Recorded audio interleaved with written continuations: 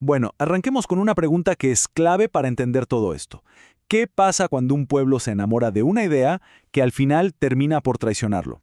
Vamos a meternos de lleno en este tema, analizando un ensayo de Luis Di Stéfano sobre un fenómeno político bastante reciente en Argentina. Y es que el ensayo nos plantea esta pregunta desde el vamos. Es una pregunta fuerte, sin duda, y es el corazón de todo lo que vamos a ir desarmando a lo largo de este análisis. Primero, un sueño prestado. El autor es muy claro en esto, ¿eh? No se trató de simple ingenuidad. Esto nació de un hambre muy real, de un deseo profundo por un futuro mejor. Y eso hizo que esta promesa brillara con una luz especial, que se sintiera casi como una necesidad. Y la promesa era muy potente, ¿no? Hablaba de ascenso individual, de libertad económica, de una prosperidad que parecía no tener techo. Era como un boleto para dejar atrás un pasado lleno de dificultades. Pero, como argumenta el ensayo, todo esto era más bien un espejismo, un brillo que en realidad era prestado. Ok, y acá es donde la cosa se pone súper interesante.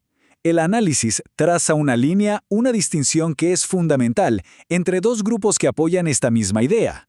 Esta tabla lo resume perfectamente. Por un lado tenemos al liberto. Es esa persona que aspira, que se aferra a la promesa de subir, muchas veces desde una posición bastante vulnerable. Y por el otro, al libertario real. Este no aspira, este ya está arriba. Es el que se beneficia de verdad con el modelo, el que lo usa como una herramienta para cuidar y hacer crecer sus privilegios. Es una paradoja fascinante, la verdad. Ahora bien, ¿cómo es que esta ilusión se sostiene? ¿Por qué funciona? Para entender la psicología que hay detrás de todo esto, el autor recurre a las ideas de varios pensadores muy importantes. Primero, echa mano de Bourdieu. La idea central acá es que a veces se adoptan los símbolos de la élite, no tanto por lo que se es, sino por lo que se desea ser. Es una búsqueda de reconocimiento, un reconocimiento simbólico.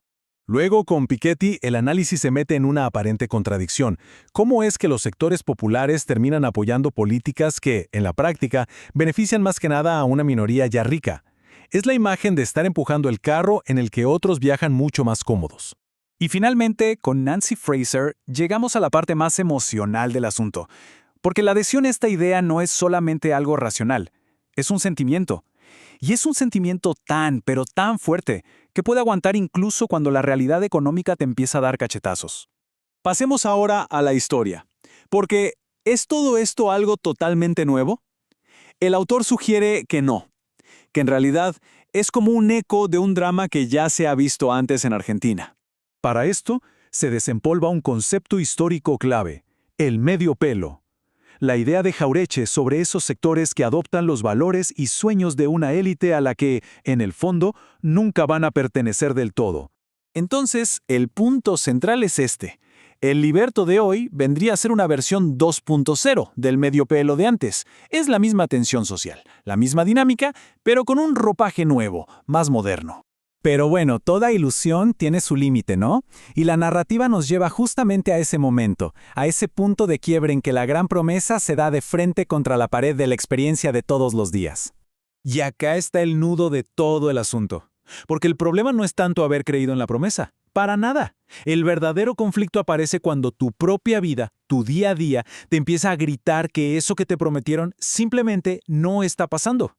Y estas son las grietas que empiezan a notarse en ese sueño. Se habla de la caída del salario real, de la pérdida de derechos, de un deterioro general en la calidad de vida. Todos golpes muy concretos que, según el análisis, contrastan fuerte con los beneficios y rebajas fiscales que se concentran en las élites.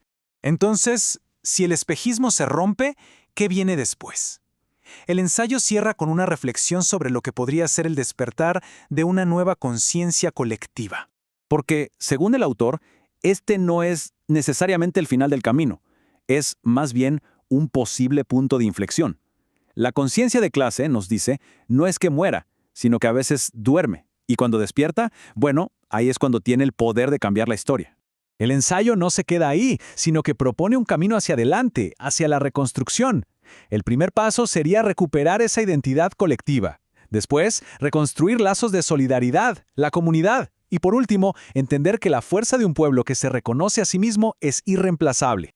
Y nos deja con esta reflexión final, que es bastante provocadora. La idea de que la verdadera libertad no es la del mercado, sino la de un pueblo que tiene claro quién es, de dónde viene y sobre todo, hacia dónde quiere ir. Un pensamiento que da para seguirlo masticando.